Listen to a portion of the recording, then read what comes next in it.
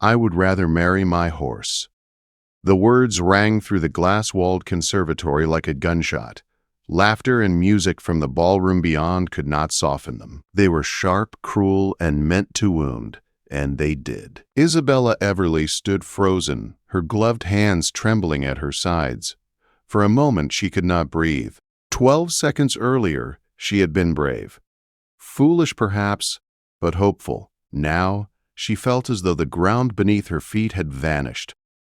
Edward Hawthorne, Earl of Thornfield, stood before her with a glass of brandy in his hand. His face was calm, almost bored, as though he had not just shattered a young woman's life with a single sentence. Tall and broad-shouldered, with dark eyes that missed nothing, he looked every inch the powerful man society admired, and in that moment, he was her executioner. Isabella swallowed hard. The warm air of the conservatory, heavy with roses and damp earth, pressed against her chest. This had not been how it was meant to go. Only minutes before, she had stood outside these glass doors gathering courage. At 25, she was already whispered about. Too old, too poor, too unfortunate. Her father's financial ruin had stripped their family of everything that once protected her. Invitations had slowed. Smiles had cooled. Friends had quietly disappeared. Tonight was supposed to change that. The Earl of Thornfield's spring ball was the most important event of the season in Derbyshire. To be invited was an honor. To be noticed was everything. Isabella had borrowed her gown from her last loyal friend, Catherine Pembroke. It was ivory silk, mended twice at the sleeves, but in candlelight it looked respectable, enough, she had hoped. She had seen Edward across crowded rooms before. Their eyes had met. He had spoken to her kindly at a garden party, discussing horses and books. He had listened, truly listened. She had believed, perhaps foolishly, that he saw her as more than a ruined name, so she had come to him tonight to speak plainly, to offer honesty in a world built on pretense, and he had crushed her for it. "I would rather marry my horse," he repeated lightly, as if amused by his own wit. "At least the animal has good breeding and requires less conversation." The words struck her like blows. Isabella's knees weakened, and she reached for the stone fountain beside her to steady herself. Shame burned her cheeks. Her heart felt torn open, exposed to the cold. Before she could speak, a sharp gasp echoed behind her. Isabella turned. The conservatory doors stood open. Lady Peyton stood in the doorway, her eyes glittering with delight. Behind her were others, too many others. Ladies and gentlemen who had been enjoying champagne moments before now stared openly, hunger for scandal written on their faces. Lady Peyton pressed a hand to her chest. "Oh my," she said loudly. We heard voices and feared someone might be unwell. The lie was obvious. The damage was done. Isabella looked at Edward. Surely now he would soften his words. Surely he would see the audience and realize what he had done. He said nothing. That silence was worse than his cruelty. Isabella straightened her spine. Every lesson her mother had ever taught her rose to the surface. Dignity, even in ruin. "Forgive the intrusion, my lord," she said quietly. "I see I misunderstood the nature of our acquaintance." She dipped into a shallow curtsy, barely polite, then turned and walked past Lady Peyton and the others. She did not run. She would not give them that satisfaction. The ballroom seemed endless. Music played on, but conversations fell silent as she passed. Faces turned. Whispers followed her like a rising tide. "Did you hear what he said?" Compared her to his horse. Well, after her father's scandal, she must have been desperate. Isabella's vision narrowed. She focused only on the door. Step by step she crossed the room, her borrowed gown brushing against polished floors that no longer welcomed her. At the entrance hall, cool air met her flushed skin. A footman summoned her carriage without comment. When it arrived, she climbed inside with mechanical grace. Only when the door closed did her body begin to shake. The carriage rolled away from Thornfield Manor, its glowing windows fading into the darkness. Isabella pressed her hands together in her lap, breathing shallowly. "I would rather marry my horse." The words echoed again and again in her mind. By morning, all of Derbyshire would know. By the end of the week, London would whisper. Miss Isabella Everly, the impoverished gentleman's daughter who dared to offer herself to an earl and was publicly humiliated for it. She closed her eyes. She had survived her father's ruin. She had survived her mother's death.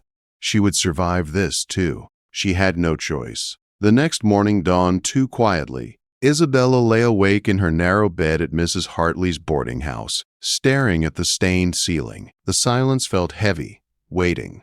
Outside, London stirred as usual. Carts rattled. Vendors called. Life moved on. A knock came at her door. "Miss Everly," the maid said carefully, "your breakfast." The tray held tea, toast, and a folded newspaper. Isabella's hands trembled as she opened it. The society column did not name her. It did not need to. A certain impoverished young lady, it read, created quite the spectacle at a recent ball by declaring her affections to a distinguished earl. His response, comparing matrimony unfavorably to equine companionship, has set tongues wagging. Isabella folded the paper with care. By noon, she dressed in her plain brown day gown and set out to make calls. Routine, she told herself. Routine would save her. One by one, doors closed to her. Lady Pembroke was not receiving. Mrs. Ashworth was unwell. At one house, she saw a curtain move, then fall back into place. By afternoon, the truth was clear. She was finished. The letter from her employer arrived that evening. Her position was no longer tenable. Her services were no longer required. When she visited her father, he begged her to write to the Earl, to apologize, to explain. "No," Isabella said, her voice cold and steady. "I would rather starve." That night, another letter arrived from a distant cousin in a small northern village called Wickham. A boarding house, a school in need of a teacher, no salary, only room and board. It was honest work, respectful. Isabella packed her belongings into 2 small trunks. Before leaving, she found a book she had once planned to give Edward, poetry he admired. She dropped it into the fire and watched it burn. At dawn, she boarded a coach and left London behind. She did not look back. And far away, in a grand house that would one day fall silent, Edward Hawthorne went on living, never imagining that the woman he had destroyed would become the only one he would ask for when death finally came knocking. 12 years passed. Time moved forward, whether wounds healed or not. Seasons changed. Faces aged. Memories dulled at the edges but never fully disappeared. Isabella Everly became Miss Everly. In Wickham, no one cared about ruined names or past scandals. The village sat in a shallow valley, quiet and modest, surrounded by fields and stone cottages. When Isabella arrived with her 2 trunks and tired eyes, no one asked why she had come. They only asked what she could do. So she taught. The schoolhouse had been little more than a storage shed when she first stepped inside. The roof leaked. The benches were broken. There were no proper books. Isabella rolled up her sleeves and began anyway. She taught letters and numbers to daughters of farmers and shopkeepers. She taught them how to read contracts, how to count wages, how to speak clearly and stand straight. She taught them that their minds mattered, even if the world told them otherwise. At night, she wrote by candlelight, essays, thoughts about education, pieces signed with a false name. Slowly, quietly, her words found readers. Life in Wickham was not grand, but it was real. Mrs. Winters, who ran the boarding house, became family. The baker left extra bread at Isabella's door. The butcher refused full payment. Kindness replaced charity. Respect replaced pity. And love took a different shape. Not the dangerous, hopeful love of her youth. Not the kind that knelt in conservatories and offered hearts to men who could crush them. This love was steady, earned, safe. She told herself she did not miss Edward Hawthorne. Big Bear, that was mostly true. Then one evening, as spring softened the air and her students' laughter drifted through open windows, a black-bordered letter arrived. Thornfield Manor. Her hands stilled. Mrs. Winters watched her carefully as Isabella broke the seal. The letter was short, direct. Written in a hand Isabella recognized instantly. "I am dying. Consumption. The doctors give me little time. I ask nothing but this. Come to Thornfield. I would not face the end without seeing you once more. Edward Hawthorne.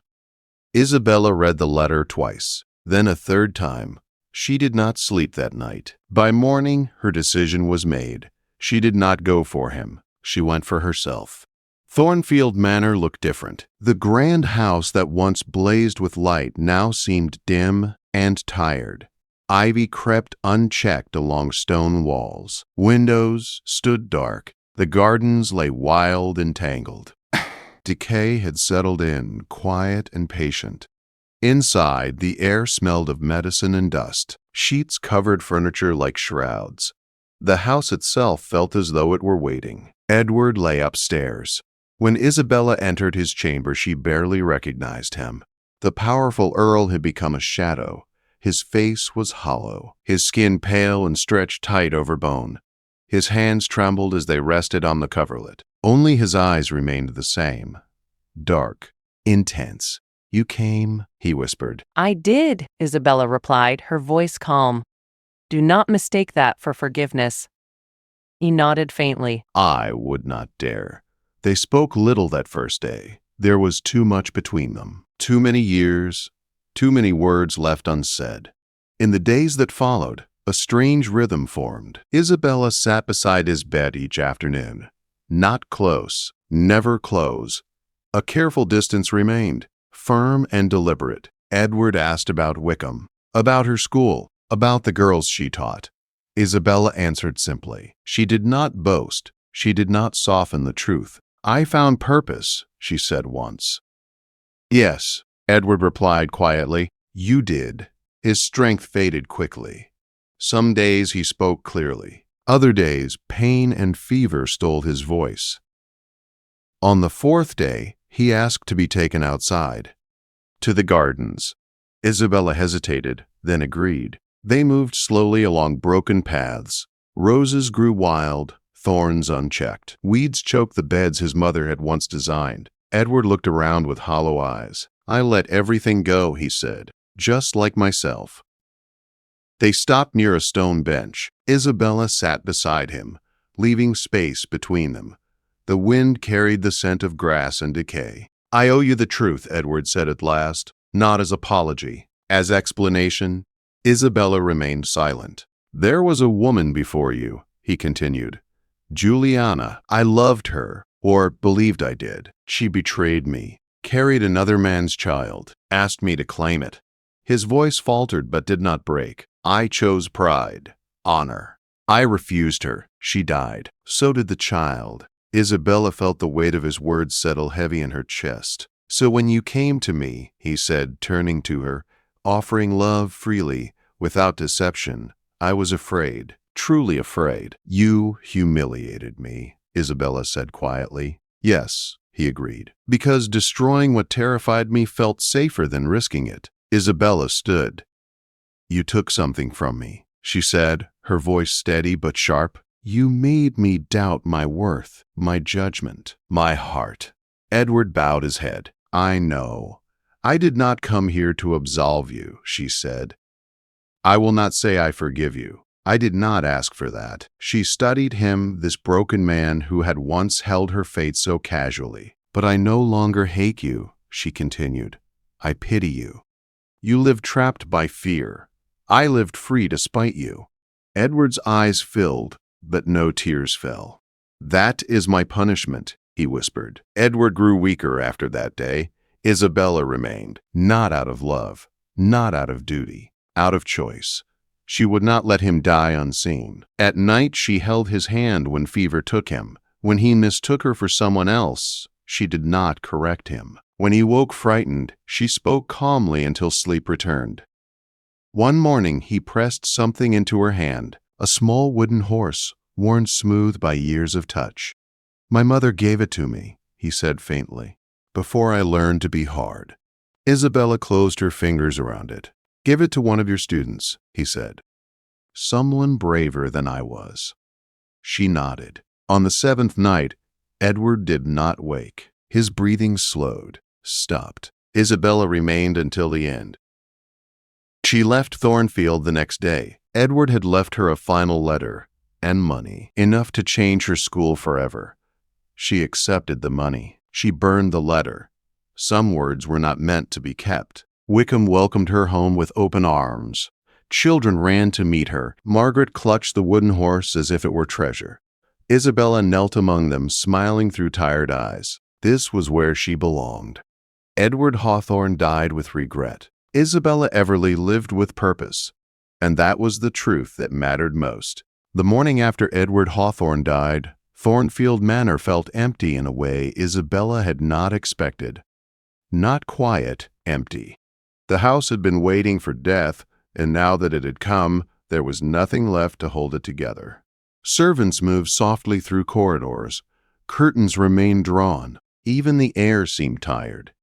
Isabella stood at the window of the guest room, watching mist lift slowly from the fields beyond the gardens. Somewhere below, a carriage waited to take her away.